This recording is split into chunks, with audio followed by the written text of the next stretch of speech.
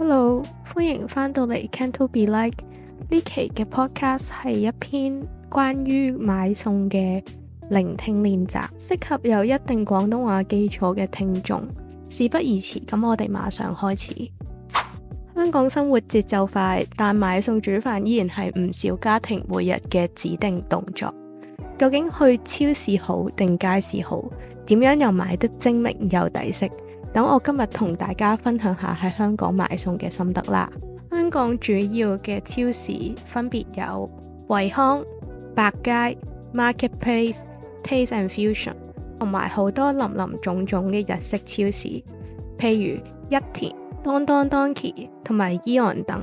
呢啲嘅超市滿足咗大部分香港人嘅日常購物。但係如果你嘅生活方式比較西化，可以考慮呢啲超市，譬如 City Super、M&S Food， 又或者 Feather and Bones。如果你屋企附近冇呢啲實體商店，可以考慮網上購物平台，譬如係上述所講嘅呢啲超市嘅網上送遞服務，又或者係 Hong Kong TV Mall 嘅一啲服務。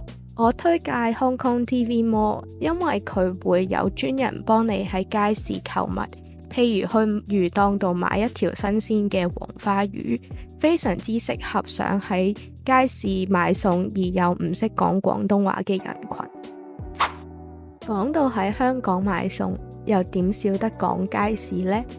街市依然係老一輩嘅首選，原因好簡單，因為街市嘅食物特別新鮮，條魚嘅魚尾係仲識喐㗎，同埋魚檔嘅姐姐會每日噴水，保證啲葉係冇黃邊嘅。街市仲有樣嘢好，就係你可以同檔販講價，或者佢到每日下晝4點之後都會減價，啲菜販可能會同你講10蚊2份。香港有間特別出名嘅賣肉鋪叫錢大媽，佢哋每日都會有新鮮嘅肉上架，而佢哋肉嘅價錢會越晏越平，可能12點去到7折，3點去到半價，6點可能已經可以免費俾你任攞。除咗越晏越平之外，好多時喺街市買餸都可以叫菜販或者肉販送啲免費嘢俾你。好多時如果你買菜，你都會叫佢搭棵蔥去俾你蒸魚。講咗咁多街市嘅優點，其實佢都會有佢嘅缺點㗎。譬如好多時候街市買餸淨係收現金，所以你要準備好散紙。咩係散紙呢？就係一啲硬幣，1蚊、2蚊、5蚊、10蚊、10蚊紙、20蚊紙、50蚊紙同埋100蚊紙。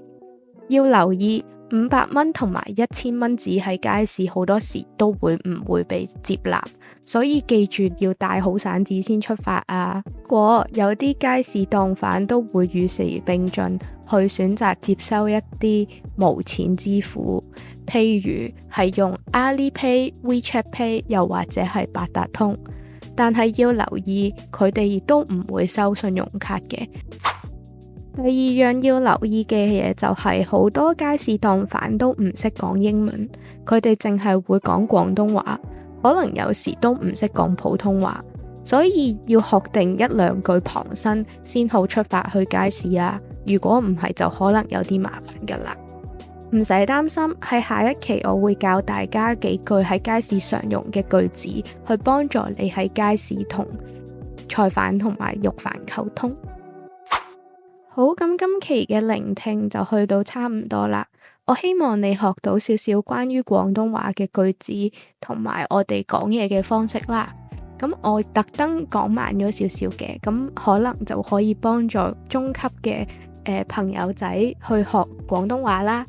你哋有咩意見，或者我可以點樣更好咁去幫助你學廣東話，都可以 Instagram DM 俾我，咁我就可以改善我嘅內容。咁今期就去到呢度，我哋下次再見，拜拜。